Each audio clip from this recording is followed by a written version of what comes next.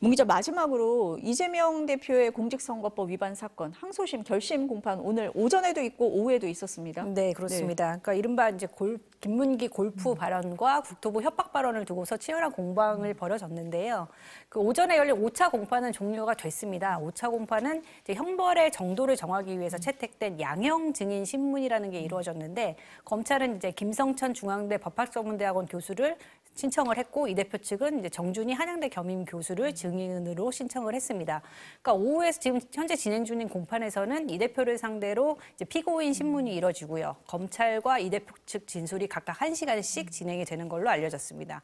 그러니까 항소심의 쟁점은 1심과 마찬가지로 이 대표의 발언이 허위에 해당하는지 여부입니다. 그러니까 1심 재판부는 김 전 처장과 골프를 치지 않았다는 취지의 발언, 그리고 백현동 식품연구원 부지 용도 변경 특혜와 관련을 해서 국토부 협박이 있었다 취지의 발언을 이제 허위사실 공표로 인정을 해서 이 대표에게 징역 1년에 집행유예 2년을 선고를 했습니다.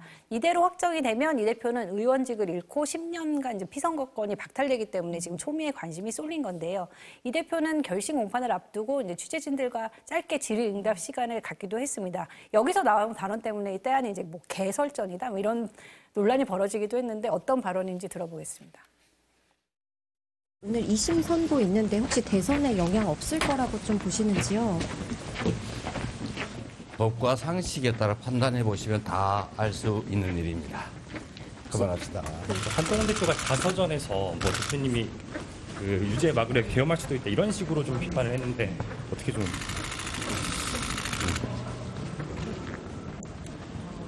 부처 눈에는 부처가 보이는 것이고 개 눈에는 뭐만 보인다고 합니다. 네, 이제 이 발언이 알려지면서 한동훈 대표는 전 대표는 SNS를 통해서 저는 기꺼이 국민을 지키는 개가 되겠다라고 즉각적인 반박에 나섰습니다. 이제 통상 결심 공판은 한 달 정도 소요가 된다고 합니다. 그래서 이 대표에 대한 2심 선고는 이제 다음 달 말쯤에 나오지 않을까 예상이 되고 있습니다. 개설전이 뭔가 했더니 그 내용이군요. 변호사님, 그 오전에 있었던 양형 증인 신문 좀 생소한데 원래 하는 겁니까? 그만큼 재판부가 양형에 있어서도 중심을 지키기 위해서, 그러니까 그런 것을 좀 보여주기 위해서 진행을 한 것으로 보입니다. 간혹 양형 증인 신문이 진행이 되기도 하는데요.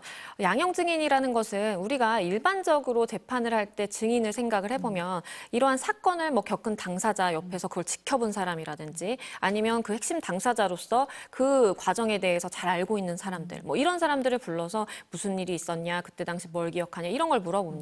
그런데 양형 증인은 사실상 그 사건과 무관하되 양형에 있어서의 어떤 전문가라든지 조언을 해줄 수 있는 그런 사람들을 부르게 됩니다. 그렇기 때문에 지금 이번에 양형 증인으로 나선 분들도 뭐 교수로서 본인이 칼럼도 관련해서 쓴 적이 있고 이런 의견을 가지고 있는 양측 당사자라고 볼 수 있는 양측 의견을 다 이제 들어본 것이고요.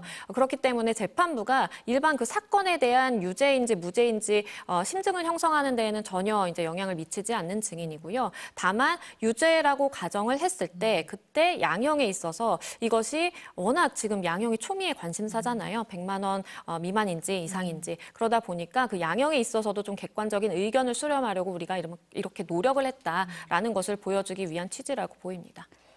이재명 대표가 뭐 유력 대선 주자다 보니까 헌법 84조 얘기가 나옵니다. 불소추 특권. 어떻게 보십니까? 그러니까 헌법 84조에는 대통령이 내란 외환해제를 제외하고는 소추되지 않는다라고 해서 대통령의 불소추 특권에 대해서 규정된 이제 규정이죠. 그런데 그러한 헌법 84조에 대해서 내란 외환해제를 제외하고는 소추되지 않는다라고 되어 있는데 이재명 대표의 입장에서는 소추라는 것은 우리가 소추 이렇게 하나로 묶어볼 것이 아니라 소는 그야말로 기소인 것이고 추는 재판에 이제 계속 진행을 의미하기 때문에 만약에 대통령이 된다라고 한다면 기존에 받고 있던 재판도 다 이 추가 중지되다 보니까 이제 멈춰야 된다라고 주장을 하는 상황인데요.